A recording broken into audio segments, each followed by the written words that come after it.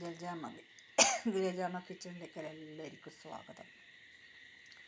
ഞാനിന്നിവിടെ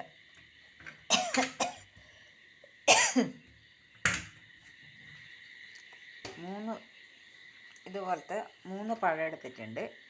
അതിൽ രണ്ടെണ്ണം മുറിച്ചതിനകത്തിട്ട് ഇതിൽ 2 സ്പൂൺ മൈദപ്പൊടി, 1 ടീസ്പൂൺ അരിപ്പൊടി,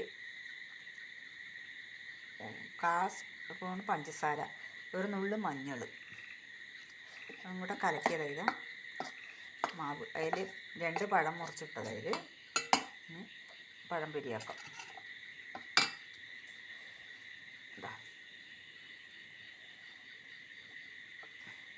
ഇങ്ങനെ മുക്കിയെടുക്കുക, ഇതിലേക്ക് ഇടുക.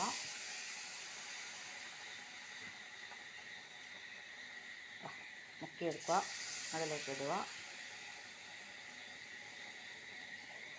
ഇതിൽ മുക്കിയെടുക്കുക, അതിലേക്ക് എടുക്കുക.